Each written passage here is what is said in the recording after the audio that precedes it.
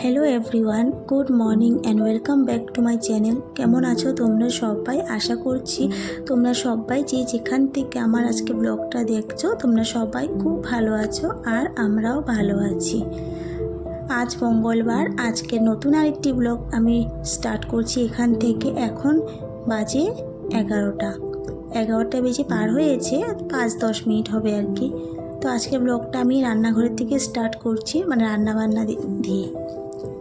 আজ মঙ্গলবার আর আজ হচ্ছে হনুমান জয়ন্তী, মানে হনুমানজির হ্যাপি বার্থডে। তো যাই হোক, আমি তো আমার কাজ শুরু করেই দিলাম। দেখতে থাকো আজকের ব্লগটা, আশা করছি তোমাদের একটু হলেও ভালো লাগবে। যদি ভালো লাগে একটা লাইক করে দিতে ভুলো না কিন্তু, আর একটা কমেন্ট অন্তত দিও, মতামত জানিও। আর আমার চ্যানেলটাকে সাবস্ক্রাইব করে দিয়ে আমার ছোট্ট ইউটিউব পরিবারে চলে এসো, যাতে আমার ইউটিউব পরিবারটা অনেকটা বড় হতে পারে, সেটাই আর কি অনুরোধ রইল। তো চলো, আজ হনুমান জয়ন্তী বলে আজ আমরা নিরামিষ খাবো। কোনো দিন খাইনি এরকম মঙ্গলবারে নিরামিষ, আর আজ হনুমান জয়ন্তী আর বারটাও পড়েছে মঙ্গলবার। আবার অনেকে মঙ্গলবারে নিরামিষ খেয়ে থাকে। তো আমার এবছর মনে হয়েছে যে হনুমান জয়ন্তীতে নিরামিষ খাবো, আর মঙ্গলবারও পড়েছে। তো সবাইকে জিজ্ঞাসা করলাম, মানে মাকে জিজ্ঞাসা করলাম আর আমার বরকেও জিজ্ঞাসা করলাম, ওরাও মানে আপত্তি জানায়নি। তো সবার অনুমতি নিয়েই আমি করেছি। একা একা তো ভাল লাগে না, আবার আমি করব, আমি চাইবো নিরামিষ খাবো আর ঘরের মানুষগুলো খেতে চাইবে না, সেটা তো আর ভাল লাগে না। সবাই না একমত হলে কাজটা করতে ভাল লাগে। তো যাই হোক, সবাই বলেছে খাবে, আর আমার নিরামিষ হলে সেই ভাল লাগে আর কি। নিরামিষ রান্না করতেও ভাল লাগে আর নিরামিষ খেতেও ভাল লাগে। তো আমাদের না অনেক দিন নিরামিষ হয়ে যায়, কারণ বৃহস্পতিবার শুক্রবার যদি একাদশী পরে বৃহস্পতিবার নিরামিষ। এমনিতেও আমরা শুক্রবার নিরামিষ খাই, কারণ আমরা অনুকূল ঠাকুরের দীক্ষা নিয়েছি, তোমরা তো দেখোই। তো যাই হোক, নিরামিষে রান্নাবান্না করব। সকালে তো চা, রুটি, তরকারি, চা খেয়েছি, তারপরে রান্না কাজকর্ম করেই রান্না বসাতে এসেছিলাম। তো এখন না চা পাতাগুলো তো ধুয়ে চায়ের বাসন ধুয়েছি, ধুয়ে চা পাতাগুলো যে রেখেছিলাম জমিয়ে, সেগুলো এনে গাছে দিয়ে দিলাম। এই যে বেলফুল গাছটা কি সুন্দর কুড়ি এসছে না, আর ফুলগুলো যখন ফুটে এত সুন্দর একটা স্মেল বের হয়। আর এই গাছটা ছিল আমাদের যে তুলসী মঞ্চটা আছে তার অনেক পিছন দিকে। মাকে বলেছি, মা এনে আমার চোখের সামনে রাখো, যাতে আমি সবসময় দেখতে পারি আর গাছটাকে যত্ন করতে পারি। দেখো, যত্ন করাতে আজ অনেকগুলো কুড়ি দিয়েছে। আগে কিন্তু এরকম ফুল দিত না, কিন্তু আজকাল দিচ্ছে। আমি যখন ডিফুতে গিয়েছিলাম এসে শুনেছি আর কি, অনেক দিন থেকে ফুল ফুটছে। আর এই যে গোলাপ ফুলের গাছটা, যে গাছটা আমার মামা দিয়েছিল, তো মা বলছিল আর কি যে তুমি যখন গিয়েছিলে তখন আর ফুল দেওয়া বন্ধ হয়ে গিয়েছিল, এই কুড়িগুলি এসছে। আর যাই হোক, এখন 1, 2, 3টে করে ফুটছে, আর আমি আমার গোপালকে দিতে পারছি। তো কথাটা হলো কি, গাছপালা শুধু লাগালেই হয় না, তার যত্নও করতে হয়, সময় মতো জল দিতে হয়, দেখাশোনা করতে হয়, একটু সারও প্রয়োগ করতে হয়। কিন্তু সেটা তো পারি না, বাজার থেকে কোনো কিছু এনে দিই না। আর ঘরে যা থাকে, যেমন চা পাতা দিয়ে থাকি, তারপর চাল ধোয়া জল দিয়ে দিই, কখনো আবার সবজির খোসাগুলো ভিজিয়ে রাখি। আর খোসা শুদ্ধ দিলে তো কি হয়, বানরের উৎপাত, গাছ নষ্ট করে দিবে, তার জন্য মা বারণ করে দিতে নাই বলে কখনো আমি আবার দিয়েও দিই, যাতে গাছটাতে ফুল হয় আর কি। আমার ভীষণ ভাল লাগে ফুল, এই জন্যই ভাল লাগে যে ঠাকুরকে দিতে পারবো। আর গাছে ফুল থাকলে কার না ভাল লাগে বলো, সেইটাই আর কি। তো চলো, চাল কুমড়োটা যে আমি কাটছি, সেটা মুগ ডাল যে বসিয়েছি, মুগ ডালে দিব।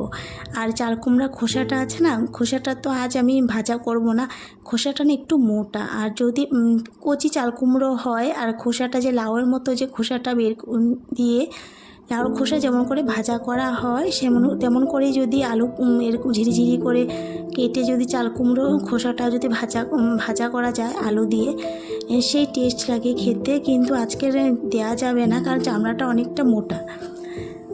যাই হোক, আমার ডালটাও হয়ে গেল, ভাতও হয়ে গেল। তারপর পটল ছিল 2টো, তো মা বললো 2টো পটল রেখে লাভ নেই, সেটা ভাজা করে ফেলো। আর পটলটা না বেশি দিন রাখা যায় না, পেকে যায়।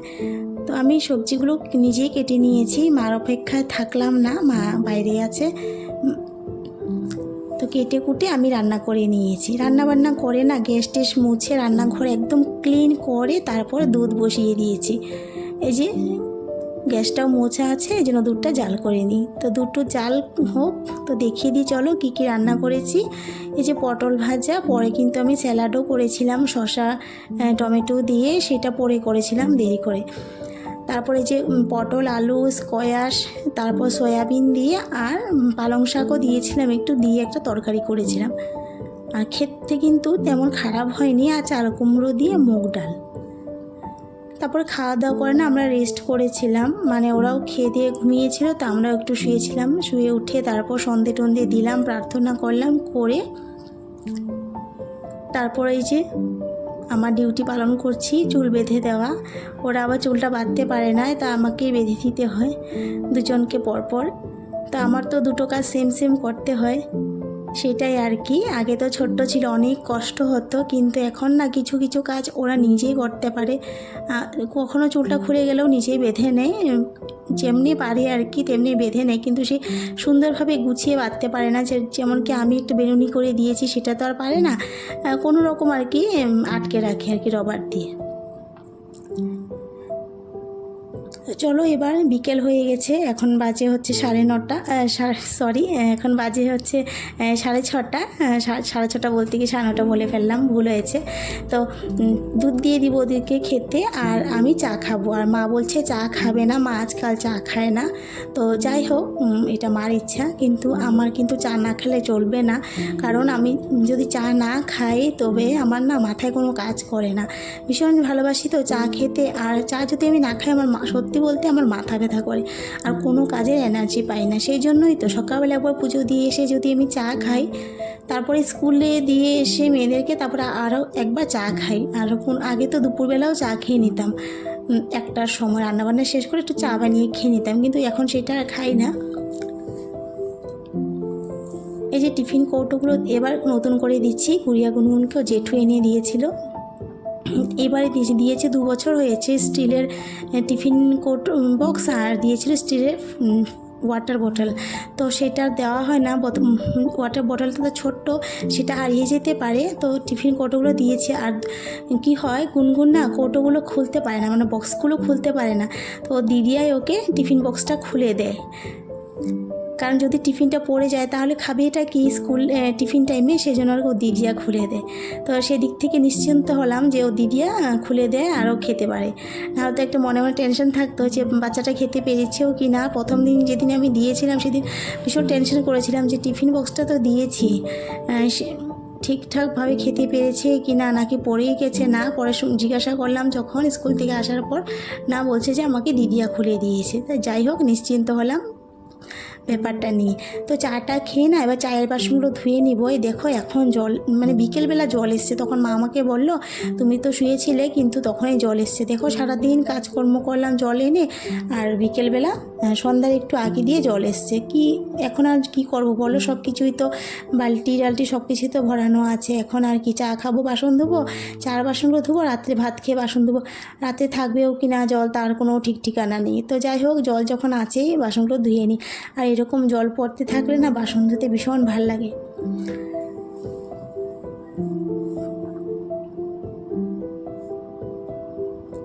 আর সঙ্গে সঙ্গে ধুয়ে ফেললে কি হয়, কাজটা একটু হালকা হয়ে থাকে। তারপর তো এখন আমি যাব হচ্ছে পড়াতে, অনেকগুলো পড়া জমা হয়ে আছে, সেগুলোকে ক্লিয়ার করতে হবে। জানি না কখন কি করতে পারবো, বেশিক্ষণ লিখতেই চায় না, আর ওদের বলে হাত ধরে যায়, বেশি প্রেশারও দিতে পারছি না।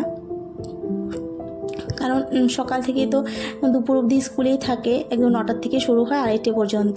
আর গরম পড়েছে প্রচুর, তারপরে আবার ঘুমাতেও পারছে না, বেশি হলে 1 ঘন্টা, বিকেলবেলা আবার উঠে যায়।